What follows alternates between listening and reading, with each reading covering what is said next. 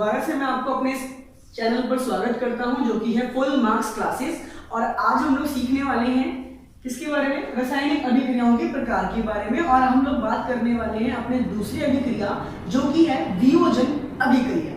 वियोजन अभिक्रिया क्या होती है? ये बिल्कुल कहीं ना कहीं संयोजन अभिक्रिया के विपरीत है, जहां पर संयोजन क्या करता है, दो या दो से ज्यादा अभिकारकों को मिलाकर केवल एक का यानी एक ही उत्पाद का निर्माण करता है। वहीं पर ये उल्टा काम करता है। उल्टा काम मीन्स क्या हुआ कि यहाँ पर ये एक अभिकारक को दो या दो से ज्यादा उत्पाद में परिवर्तित करेगा या तोड़ेगा। ठीक है, इसीलिए इसका नाम क्या पड़ गया है, वियोजन अभिक्रिया पड़ा है। ठीक है ना, उसका नाम क्या था, संयोजन अभिक्रिया। चलिए समझते हैं इसको। तो स्टार्ट करते हैं हमारे किससे। तो हम बात करने वाले हैं अपने वियोजन अभिक्रिया।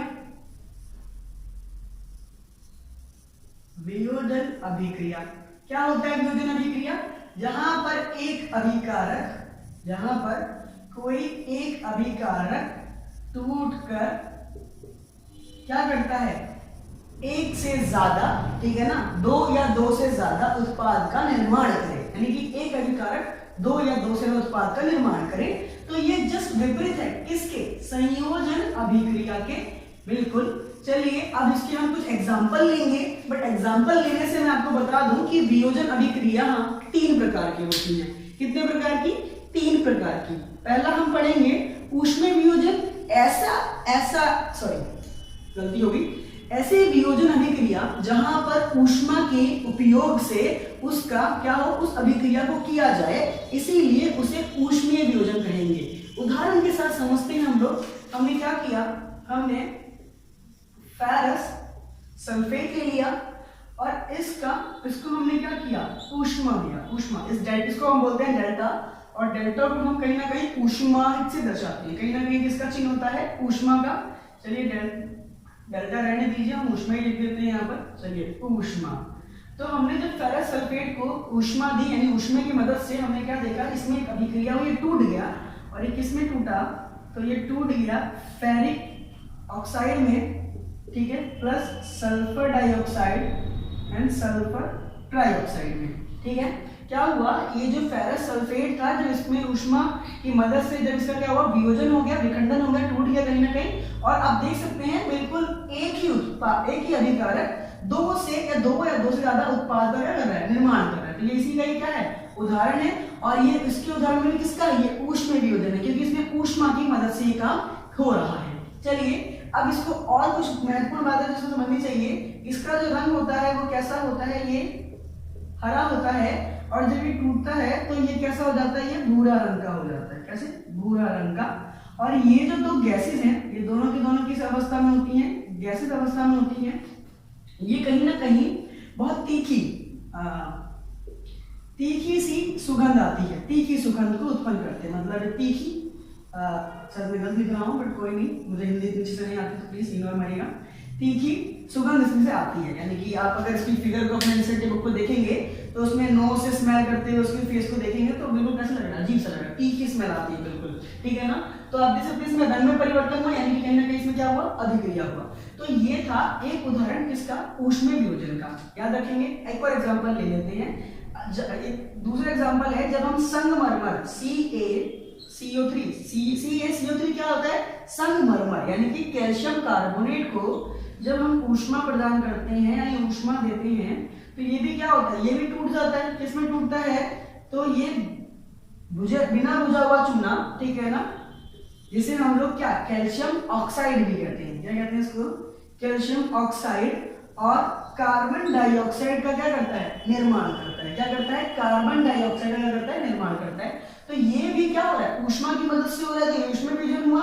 और आप देख सकते हैं यहाँ पर भी एक ही अभिकारक दो या दो से ज्यादा उत्पाद का निर्माण कर रहा है। अब यहाँ पर एक चीज और समझने वाली बात ये है कि ये जो बिना बुझा हुआ चूना है, ठीक है ना, इसका उपयोग सीमेंट में भी उपयोग किया जाता है। सीमेंट बनाने में उपयोग होता है। ये आपको मैं क्यों बता रहा हूं, क्योंकि जब कभी कभार प्रश्न आते हैं तो वहां पर कभी कभार क्या होता है, यहाँ पर आपको लिख देगा सपोज कि ये वाई है, वाई में हमने कुछ ऊष्मा प्रदान किया और वहां पर x मतलब y अभिकारक में जब ऊष्मा दी गई तो उसमें क्या हुआ, x उत्पाद बना और साथ में CO2 गैस का उत्पाद हुआ। और आपको समझने के लिए वहां पर लिख देगा कि x का उपयोग जो है सीमेंट बनाने में होता है। तो बताइए ये अभिक्रिया को आप पूर्ण कीजिए। तो ये आप क्या है, ये उसकी पहचान है, ताकि अगर पेपर में आपके ऐसे इस प्रकार के प्रश्न पूछे जाएं तो आप इसको चुटकियों में कर सके। कैसे चुटकियों में, क्योंकि आपको पता होगा कि केवल क्या है, बिना बुझा हुआ चूना यानी कैल्शियम ऑक्साइड का उपयोग ही कहाँ होता है, सीमेंट बनाने में किया जाता है। इसलिए ये आपको समझना क्या है, बहुत ज्यादा जरूरी है। इन रंगों को भी ध्यान रखें, बार बार पेपर में कई बार आ जाता है चीजें। ना एक और उदाहरण लेते हैं जो हमारी किताब में दिया गया है, वो है लेड नाइट्रेट। जब हम लेड नाइट्रेट यानी PbNO3 को ऊष्मा देते हैं तो हम क्या देखते हैं कि ये lead oxide plus nitrogen dioxide और ऑक्सीजन में टूट जाता है। किसमें टूट जाता है, ये 3 रूपों में इसका विखंडन होता है। किस किस में हुआ, तो आप देख सकते हैं कि इसमें किसमें हुआ, लेड नाइट्रेट को जब ऊष्मा दिया गया तो लेड ऑक्साइड और कहीं ना कहीं क्या, नाइट्रोजन डाइऑक्साइड और ऑक्सीजन गैस का क्या हुआ, निर्माण हुआ। ठीक है ना। और इसमें क्या होता है, इसमें भी परिवर्तन होता है। ये कैसा होता है, ये रंगहीन होता है। ठीक है, ये रंगहीन होता है और ये पीला रंग का होता है। कैसा होता है, पीला रंग का। ठीक है, और ये कैसा होता है, ब्राउन यानी भूरे रंग का, इसमें से धुआं होता है, भूरे रंग का गैस निकलता है। ये दोनों के दोनों कैसे हैं, ये दोनों गैस अवस्था में है।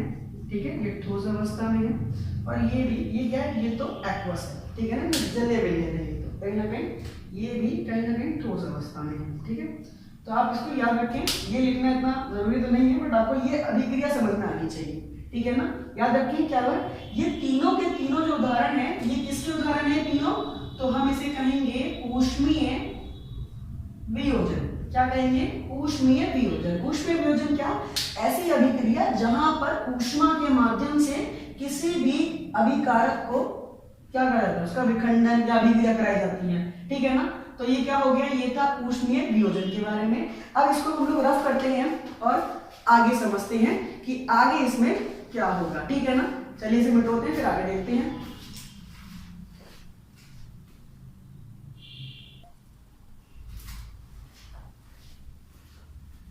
चलिए अब हम लोग आगे देखते हैं अगला, इसके बारे में थोड़ा सा, इसके बारे में और बात करते हैं।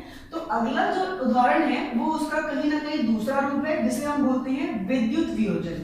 विद्युत वियोजन क्या, जिसमें हम विद्युत का उपयोग करके अपने अभिकारक को कहीं ना कहीं क्या करवाएंगे, तोड़ेंगे। ठीक है ना, देखिए कैसे होता है। तो इसको हम समझते हैं किससे, पानी से। तो समझते हैं थोड़ा सा इस तरीके से। ये एक, इसमें हमने 2 रॉड ले रखी है और एक रॉड को हमने पॉजिटिव से यानी कि बड़े वाले सिरे और छोटे वाले सिरे से जोड़ दिया। अब आपको पता होगा कि बड़े वाले सिरे पे पॉजिटिव यानी कि धनात्मक आवेश होता है, छोटे वाले पे ऋणात्मक आवेश। तो इस वाली रॉड पर कैसा आवेश आएगा, इसके वाले के ऊपर धनात्मक आवेश आएगा और इस वाले के ऊपर आएगा ऋणात्मक। तो ये कुछ भी नहीं है, ये बिल्कुल सरल सी चीज है। जैसे क्या, हम आप कोई भी कप ले लीजिए, कप में पानी डाल दीजिए, उसमें 2 कील लगा दीजिए और 2 कील को किसी बैटरी के टर्मिनल से, दोनों बैटरी के सिरे से जोड़ दीजिए। तो ये कुछ इस प्रकार की संरचना बन जाएगी। ठीक है ना। अच्छा, तो अब क्या होता है कि इसको हम लोग बोलते हैं कैथोड। क्या बोलते हैं इसको, कैथोड बोलते हैं। ठीक है, इसे बोलते हैं हम लोग एनोड।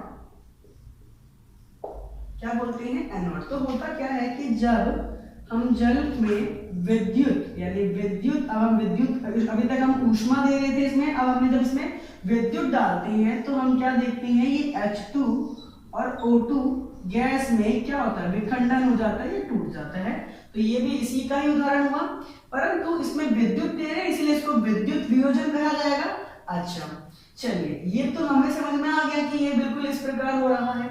बट इसमें प्रश्न ये आता है कि कौन सी गैस किसके ऊपर आएगी। तो इसको याद करने का तरीका ये है कि आप याद रखें कि हम समझ लेते हैं H के ऊपर कहीं ना कहीं धनात्मक आवेश आता है और कहीं ना कहीं O के ऊपर कैसे आता है, ऋणात्मक आवेश आता है। तो अब समझते हैं कि ये दोनों पानी में कहीं ना कहीं ऐसे टूटे पड़े हुए हैं और इस ग्रुप में कहीं ना कहीं ये आयंस के रूप में प्रेजेंट को उपस्थित है इसके अंदर। तो कौन सा आयन किसकी ओर आकर्षित होगा? तो हम सब जानते हैं कि क्या होता है कि धनात्मक ऋणात्मक को अपनी ओर खींचता है। मतलब एक जब विपरीत आवेश होते हैं तो एक दूसरे क्या करते हैं, खींचते हैं। तो बिल्कुल बिल्कुल वैसे ही हम उपयोग करेंगे। तो अब हम जानते हैं कि कैथोड पे कैसा आवेश है, नेगेटिव। तो इससे कौन जुड़ेगा? तो हाइड्रोजन जो गैस है वो किस पर इकट्ठा होगी? ये हाइड्रोजन इकट्ठा होगी कैथोड पर। किस पे? कैथोड पे। और एनोड पे कौन इकट्ठा होगा? तो ऑक्सीजन वाली जो गैस है वो किस पे इकट्ठा होगी हमारी? एनोड किस पे? ऑक्सीजन पे। ऐसा क्यों? आप इसको समझ सकते हैं इस प्रकार कि ऑक्सीजन के ऊपर धनात्मक आया, इसके ऊपर ऋणात्मक आया, तो धनात्मक किसकी ओर खींचेगा? एनोड की तरफ। और कैथोड किस पे खींचेगा? हाइड्रोजन किस पे खींचेगा? कैथोड की ओर। तो इस तरीके से आप याद रख सकते हैं कि कौन सी रॉड पे कौन सी गैस इकट्ठा होगी। ये कई बार प्रश्न आता है। चलिए ये आपको समझ में आ गया होगा। एक प्रश्न इसमें ये भी आता है कि कौन से वाले रॉड पर कितनी मात्रा में क्या होगा, कौन सी गैस इकट्ठा होगी। तो आप याद रखें, अगर हम इसके सूत्र को ध्यान से देखें तो हमें यहाँ से पता लगता है कि हाइड्रोजन के दो मॉलिक्यूल, दो अणु हैं यहाँ पर, और ऑक्सीजन का केवल एक ही अणु है। यानी कि जो इनका जो आयतन होगा यानी वॉल्यूम अगर हम कहें तो कैथोड पे हाइड्रोजन दुगनी मात्रा में एकत्रित होगा ऑक्सीजन की तुलना में। यानी ऑक्सीजन अगर एक एकत्रित हुआ किस पर? एनोड पे, तो कैथोड पे वही हाइड्रोजन उसका दो यानी दुगनी मात्रा में क्या होगा? इकट्ठा होगा। ये भी कई बार प्रश्न आता है आपके एग्जाम में, पूछा जाता है कि कौन सी रॉड पे, ठीक है ना, वाटर या हाइड्रोजन में कौन सा डबल अमाउंट में होगा, मतलब दुगनी मात्रा में वहां पर इकट्ठा होगा, क्यों? तो आशा करते हैं ये आपको समझ में आ गया होगा। और ये किसके बारे में था? ये था विद्युत वियोजन के बारे में। ये जो प्रक्रिया है इसका हम लोग इंग्लिश में तो इलेक्ट्रोलाइसिस ऑफ वाटर कहते हैं, या फिर इसे हिंदी में कहें तो विद्युत परिघटन या अपघटन, कुछ भी कह सकते हैं, विद्युत अपघटन या विद्युत परिघटन। तो विद्युत अपघटन कहा जाता है। विद्युत अपघटन का मतलब क्या हो गया? विद्युत किसका? पानी का विद्युत अपघटन। विद्युत अपघटन इलेक्ट्रोलाइसिस को क्या कहते हैं? विद्युत अपघटन, ठीक है। और पानी का तो पानी का विद्युत अपघटन। और ये किसका उदाहरण? ये जो उदाहरण था किसका था? ये विद्युत ऊष्मा का, विद्युतीय वियोजन, सॉरी विद्युतीय वियोजन का उदाहरण था, ठीक है ना, याद रखिएगा।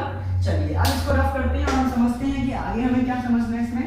तो देखते हैं अब जो तीसरा उदाहरण हम समझने वाले हैं वो कहीं ना कहीं प्रकाशीय वियोजन कहा जाता है, क्योंकि यहाँ पर हम प्रकाश की मदद से ये कार्य करते हैं। उदाहरण बहुत सिंपल सा है। हमने क्या लिया? हमने सिल्वर क्लोराइड लिया। क्या लिया? Silver chloride. सिल्वर क्लोराइड को जब हमने प्रकाश की रोशनी में रखा, प्रकाश यानी सूरज के प्रकाश में रखा, तो ये विखंडन हो गया और ये सिल्वर प्लस क्लोरीन की गैस में क्या हो गया? टूट गया। तो ये भी कहीं ना कहीं क्या है? वियोजन का ही उदाहरण हुआ। और ये प्रकाश के माध्यम से हुआ, इसलिए इसको प्रकाशीय वियोजन कहा गया, ठीक है ना। अब बहुत महत्वपूर्ण बात जो आपको याद रखनी है वो क्या, कि सिल्वर क्लोराइड हो या सिल्वर ब्रोमाइड हो, ठीक है ना, यानी कि AgBr।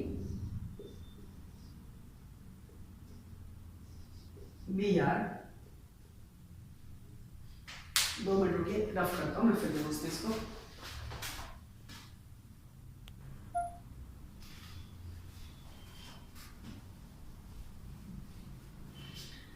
अब हम लोग आखिरी वियोजन समझने वाले हैं जो कि है विद्युत प्रकाशीय वियोजन। प्रकाशीय वियोजन क्या होता है? जहां पर प्रकाश के माध्यम से उस अभिकारक को क्या करते हैं? विघटन करते हैं, तोड़ते हैं। देखते हैं उदाहरण से। तो हमने क्या लिया? हमने सिल्वर क्लोराइड, क्या ले लिया? सिल्वर क्लोराइड को जब हमने प्रकाश की रोशनी में रखा यानी सूरज के प्रकाश में रखा, तो हमने क्या देखा कि सिल्वर और क्लोरीन का क्या हो गया? विघटन हो गया यानी टूट गया। तो ये भी उदाहरण किसका है? वियोजन का, जहां पर एक अभिकारक अनेक उत्पाद बना रहा है। तो आप देख सकते हैं अनेक उत्पाद बना, 2 या 2 से ज्यादा। तो होता क्या है कि ये इसका जो रंग है ये कैसा होता है? ये व्हाइट कलर का होता है यानी सफेद रंग का होता है। और इसका रंग कैसा होता है? तो उसका रंग होता है धूसर, जिसे बोलते हैं ग्रे आकर के हिंदी में धूसर, धूसुर कहते हैं इसे, धूसुर, ठीक है ना, याद रखना धूसर। इसका रंग जो है वो परिवर्तित हो जाता है, वो कैसा रंग हो जाता है इसका, धूसर रंग हो जाता है, ठीक है ना, आप इस चीज को याद रखें। चलिए एक और एग्जांपल हम लें, तो इसी प्रकार का एक सिल्वर ब्रोमाइड के साथ भी होता है, जब इसको भी प्रकाश में रखा जाता है तो ये भी सिल्वर प्लस ब्रोमाइड जो है वो अलग हो जाता है, और ये भी किससे अलग होता है, इसका रंग परिवर्तित हो जाता है। तो ये भी क्या हुआ, ये भी सफेद रंग का होता है, तो ये भी क्या होता है, धूसर रंग का परिवर्तित हो जाता है। अच्छा, अब ये महत्वपूर्ण जो बात है कि ये हम क्यों पढ़ रहे हैं, ये जो अभिक्रिया है, ये अभिक्रिया श्याम श्वेत फोटोग्राफी में की जाती है। फोटोग्राफी इसका क्या अर्थ हुआ कि पुराने टाइम की जो ब्लैक और व्हाइट फोटोग्राफी होती थी ना, पहले जैसे पिक्चर ब्लैक एंड व्हाइट देखते थे हम लोग, तो उसकी फोटो निकालते थे तो ब्लैक आता था, काला आता था, रंगीन नहीं आता था, तो वो जो ब्लैक और व्हाइट होता था शाम, उसको क्या बोला गया, श्याम श्वेत फोटोग्राफी। उस फोटोग्राफी में इसका उपयोग होता था, इस अभिक्रिया का, ठीक है ना। आशा करते हैं ये आपको समझ में आया होगा। तो चलते हैं एक और महत्वपूर्ण बात पे जो हमें यहाँ पर समझनी है, तो देखते हैं वो क्या है। देखिए हमने अभी तक क्या देखा, हमने देखा कि हम अपने ही अभिकारक को तोड़ने के लिए हमने अनेक प्रकार की ऊर्जा का इस्तेमाल किया, विभिन्न प्रकार की, जैसे कि हमने पहले ऊष्मा का इस्तेमाल किया, फिर हमने विद्युत का इस्तेमाल किया, और फिर हमने प्रकाश का इस्तेमाल किया। उसके माध्यम से हमने क्या देखा, अपने उत्पादों का क्या किया, हम लोगों ने निर्माण किया। तो ये जो तीन प्रकार के हमने अभिक्रिया देखा, हमने कहा इसको हम बोलेंगे ऊष्मीय वियोजन, इसको बोलेंगे विद्युत वियोजन, इसको बोलेंगे प्रकाशीय वियोजन, ठीक है। चलिए ये बात तो हो गई जो हमने समझा। इसमें एक महत्वपूर्ण बात, इन तीनों अभिक्रियाओं को एक और नाम से हम लोग जान सकते हैं, और वो होता है ऊष्मा शोषी अभिक्रिया। ऊष्मा शोषी अभिक्रिया।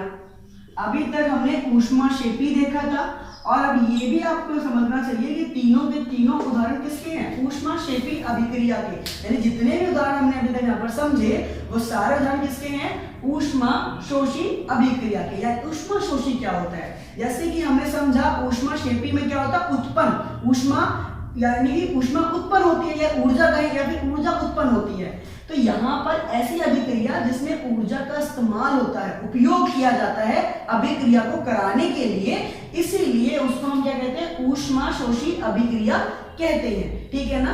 अब इसको आप लोग समझ सके होंगे, ठीक है ना। ऊष्मा का इस्तेमाल होता है, जैसे कि हम अपने घरों में जब रोटी से या चावल से, कच्चे चावल को पके हुए चावल बनाते हैं, तो वो भी एक रासायनिक अभिक्रिया, तो वहां पर भी उस अभिक्रिया को होने के लिए हम पानी चावल मिलाने से काम नहीं होता, उसमें हमें ऊष्मा भी देना पड़ता है। ठीक उसी प्रकार से हम यहाँ पर भी क्या दे रहे हैं, इसमें इन सभी अभिक्रियाओं में हमें ऊर्जा का कोई भी रूप हो सकता है, ऊष्मा, विद्युत, प्रकाश, ये तीनों ऊर्जा के प्रकार है, तो ऊर्जा का उपयोग हो उस अभिक्रिया को कराने के लिए, उसे क्या कहेंगे, ऊष्माशोषी अभिक्रिया कहेंगे।